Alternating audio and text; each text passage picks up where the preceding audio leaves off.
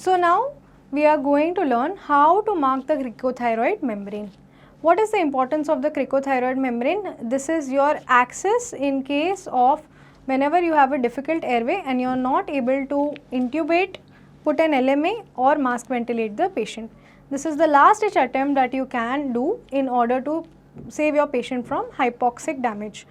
So as a result of this, we should be able to palpate the cricothyroid membrane correctly, mark it, and you should know the steps at making an access at the cricothyroid airway.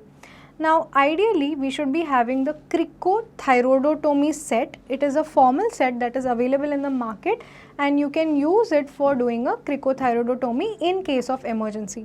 If you don't have it in your hospitals, you can use a 14 gauge orange IV cannula to access the cricothyroid membrane. Let's see how to palpate and mark the cricothyroid membrane. So here we ask him to look up. After that, we feel the front of the neck. In the front of the neck, we look for the point which is the most prominent. This is nothing but our thyroid cartilage. So I'll mark it. Now from here, I palpate with my index finger and I go down and I can feel a dip. From this dip, I go further down and I feel another bony prominence. I palpate the entire bony prominence and feel it from both sides. This is nothing but a circular cartilage that is present. And here we mark this. This is our cricoid cartilage. Now, this is our thyroid cartilage. This is our cricoid cartilage.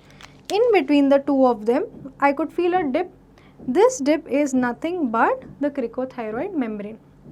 So once I know where my cricothyroid membrane is, the next thing is how to access it.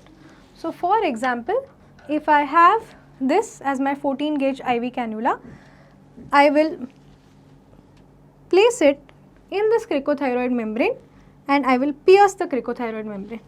Once this goes inside, I remove the cannula from here. Now, how do you do a cricothyroidotomy? So for example, I am using this pen now because I don't want to use a set on him. So imagine this is the stillet of the 14 gauge IV cannula and this is the outside cannula. I mark the cricothyroid membrane, extend his head and then I take access from here. Once I puncture the cricothyroid membrane, I remove the cannula from inside.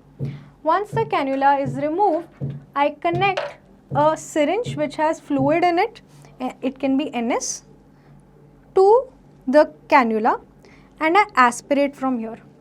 When I aspirate from here, I should be able to see air bubbles inside the fluid. So that air bubbles in the NS confirms that I am in the trachea.